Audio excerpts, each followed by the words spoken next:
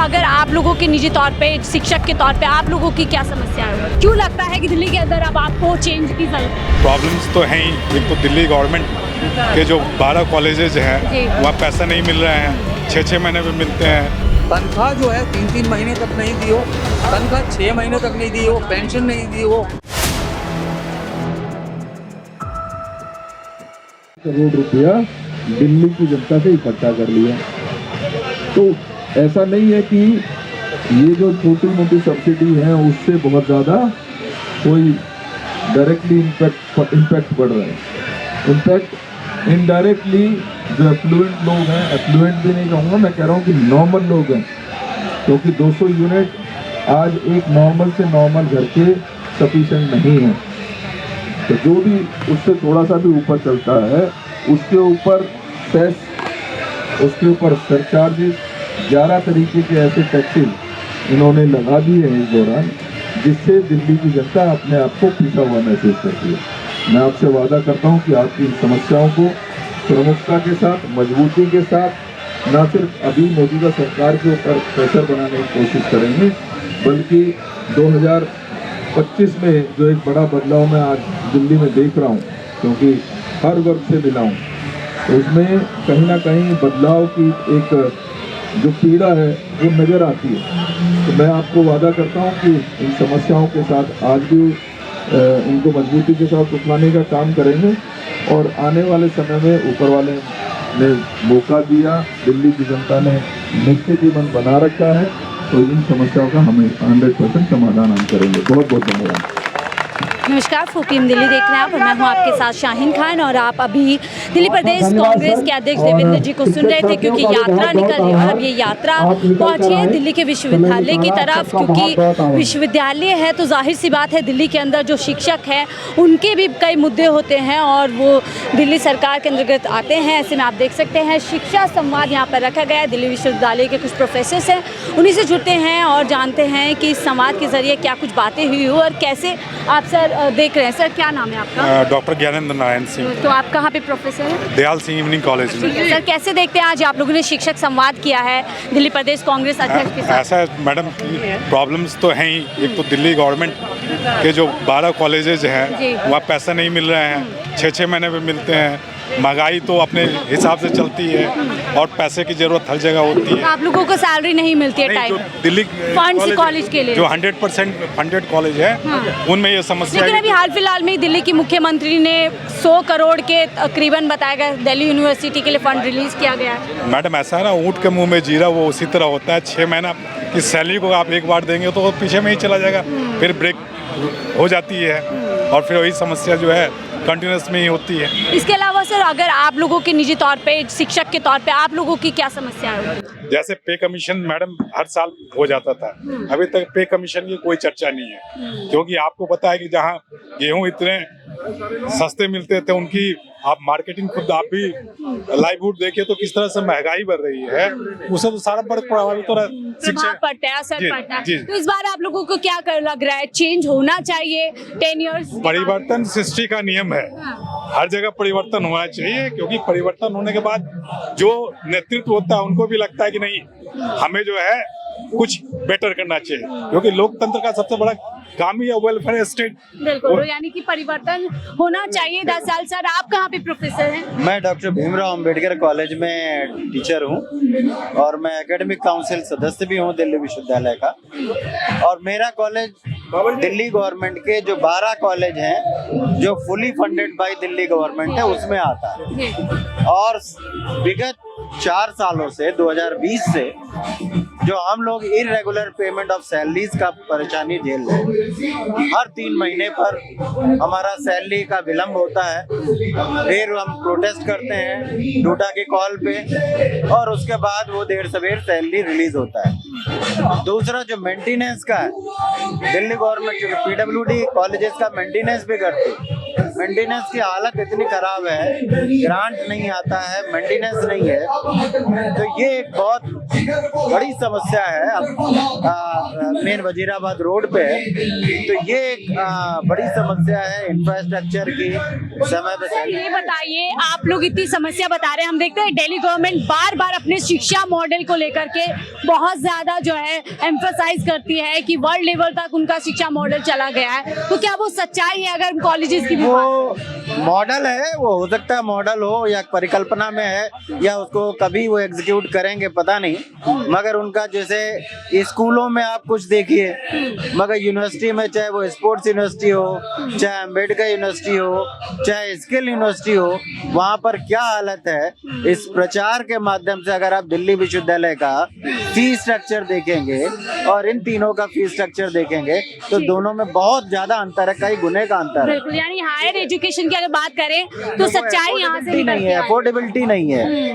मतलब आप चाहे स्किल यूनिवर्सिटी में जाए, चाहे अम्बेडकर यूनिवर्सिटी में जाए, जो दिल्ली यूनिवर्सिटी में बच्चा पैसा पे कर रहा है फीस का, उससे कई गुना ज्यादा इनमें है। तो वो मॉडल जो कि एक्सेसिबल ना हो साधारण जनों के लिए, वो उस मॉडल का किस काम का है? बिल्कुल बिल्कुल, ये बहुत अच्छी बात की है। कुछ और यहाँ पे प्रोफेसर से उनसे बात करते हैं।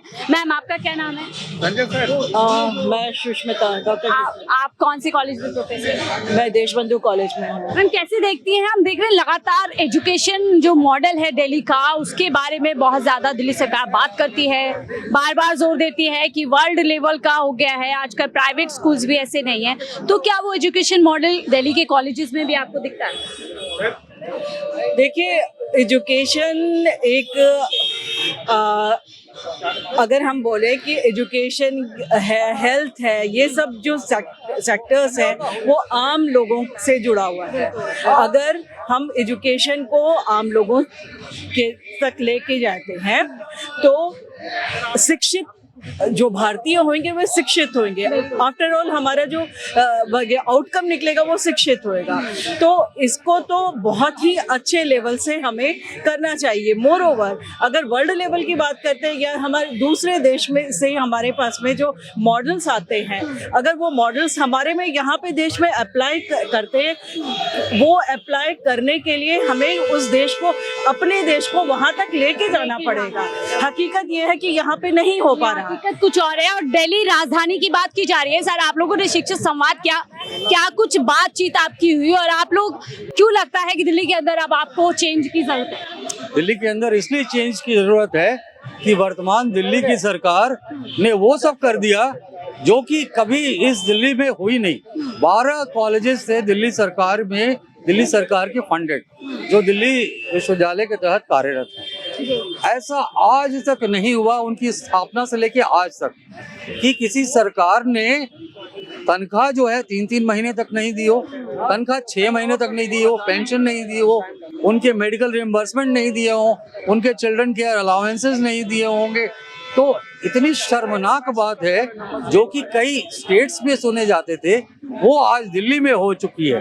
तो और लगातार हम तनख्वाह, कोविड समय में आप देख लीजिए, उस वक्त भी 6-6 महीने तक हम लोगों को तनख्वाह नहीं मिला। तो आप लोग बोल रहे हैं कि तनख्वाह नहीं मिली इतने महीने से आप लोगों को, इतने समय से। दिल्ली सरकार बार बार प्रचार कर रही है कि बजट उनका प्रॉफिट में है, सरप्लस में बजट जा रहा है, तो क्या वजह आपको लग रही है? नहीं, बजट सरप्लस में नहीं है।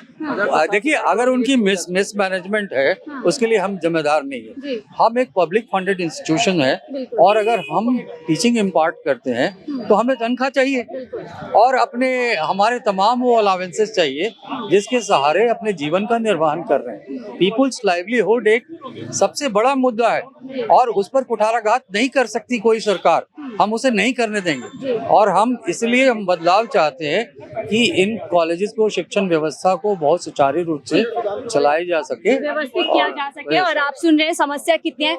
सर, क्या नाम है आपका? मैं डॉक्टर सुधांशु हूँ, दिल्ली विश्वविद्यालय शिक्षक संघ का उपाध्यक्ष। सर, कैसे हम तो सुनते हुए आ रहे हैं दिल्ली गवर्नमेंट के माध्यम से कि दिल्ली का शिक्षा मॉडल टॉप लेवल का हो चुका है, और जाहिर सी बात है अगर शिक्षा मॉडल टॉप का हुआ है तो शिक्षकों की स्थिति भी बेहतर हुई होगी। आपको एक उनके शिक्षा मॉडल का एक नमूना बताता हूँ। मैं विश्वविद्यालय की बात बाद में करूँगा। आपको पता है कितने स्कूल बनाए हैं इस सरकार ने? 19 स्कूल मात्र बनाए। 10 साल मात्र 19 स्कूल बनाए और उसमें से भी ज्यादातर स्कूल वो हैं जो पुरानी सरकार के बनाए स्कूल में रिमॉडलिंग किया गया। ये इनका शिक्षा मॉडल। जी। वादा किया था कि स्कूल के जितने शिक्षक हैं उनको परमानेंट करेंगे। इन्हीं के लोग गेस्ट टीचर्स का आंदोलन चलाया करते थे। इन्हीं के ग्रुप के जो एएपी के अपने को कहते थे, वो गेस्ट टीचर्स का आंदोलन चलाया करते थे। आज all of them are contract teachers बना हुआ है। तो ये इनका शिक्षा मॉडल है। एजुकेशन का मैं आपको बता रहा हूँ क्योंकि मैंने पूरा रिसर्च किया है। नवीं कक्षा और 11वीं कक्षा, ये कहते हैं ना, अभी अरविंद केजरीवाल एंड टीम ने ये कहा कि हमारा शिक्षा मॉडल इतना बढ़िया हो गया कि प्राइवेट स्कूल के बच्चे जो हमारे यहाँ आ रहे हैं, बिल्कुल यही कहा जाता है। इनसे पूछिए कि तुम्हारे एडमिशन का रेशियो बढ़ा है कि घटा है। मेरे पास प्रमाण है कि पिछले दिनों में इनके एडमिशंस में 2 लाख से ज्यादा का गिरावट आया है। 2 लाख से ज्यादा गिरावट आई है। जो कांग्रेस की सरकार में जो एडमिशन हो रहे थे उससे अब इनके यहाँ कम एडमिशन। क्या वजह इसके पीछे देखी जा रही है? वजह देखिए, आप केवल शोकेसिंग करेंगे। मान लीजिए 5 आपके घर में एक कमरा आपने बहुत सुंदर बना लिया, तो बाकी पीछे के कमरे में अगर कूड़ा रखा हुआ है तो वहाँ पर लोग कैसे जाएंगे? आप एक दिन दिखा सकते हो, 2 दिन दिखा के ठग सकते हो ना, बाद में नहीं ठग सकते। तो बच्चे तो रोज स्कूल जा रहे हैं, उनको हालात दिख रही है। ये तो हो गई स्कूल की बात, ये एजुकेशन मॉडल हो गया। दिल्ली विश्वविद्यालय में 12 कॉलेज ऐसे हैं जिसकी 100% फंडिंग जो है दिल्ली सरकार करती है।